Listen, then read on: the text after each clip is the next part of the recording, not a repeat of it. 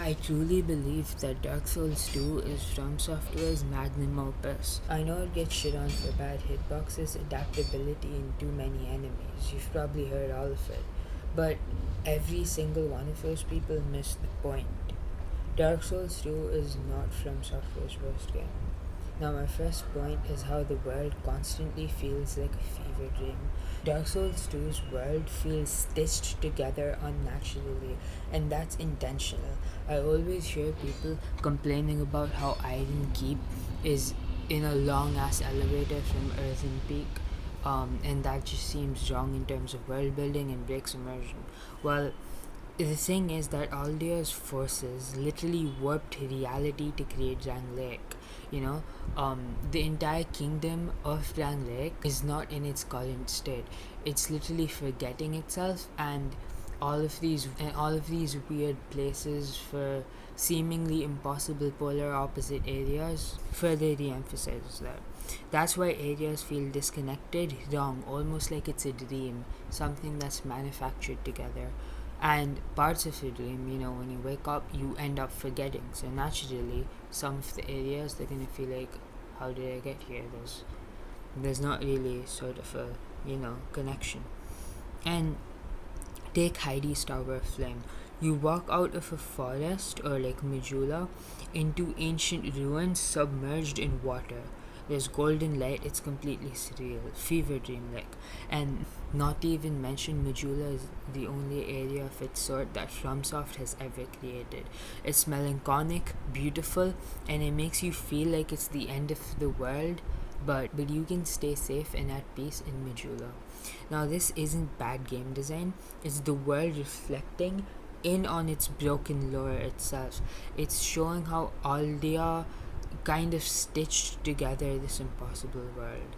Now, my second point is the choreography of area reveals.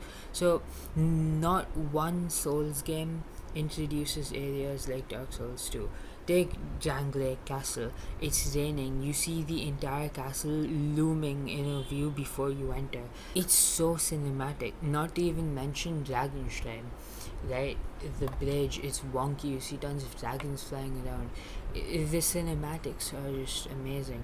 Even areas like the Black Gulch look amazing, and it's because the way Dark Souls 2 makes you enter, or the entrance to these areas is a way where you can see most of it, and it just looks amazing. This is a game that wants you to feel where you are before you even arrive there. It helps with immersion and just eye candy in general. Now, my third point is how creative the mechanics and how amazing the build variety for Dark Souls 2 was. So, in any Dark Souls game, Dark Souls 2, Scholar of the First Sin, and Normal has by far the most weapon variety in Souls games.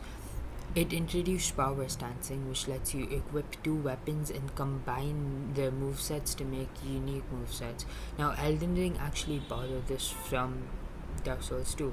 It introduced bonfire aspects. You can choose to make an area harder by like refarming it and making it enter New Game Plus.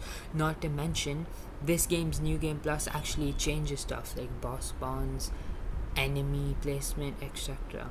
Now, the soul memory system often gets hate, but it was literally trying ambitious, and personally speaking, I enjoyed it, although it may not be everyone's cup of tea. Now, no other Souls game experimented or trusted players with this many creative options. Take the Puzzling Stone Sword. It's a sword that turns into a whip. Or take the fists, the knuckle fists. Or you could take the Smelter Demon Greatsword, or the Ivory King, or the Burnt Ivory King Greatsword. You know what I mean? There's so many creative weapons with cool movesets. Now, my fourth point is how Dark Souls 2 breaks the loneliness trope. Now, every Souls game is deliberately lonely, and that's the formula.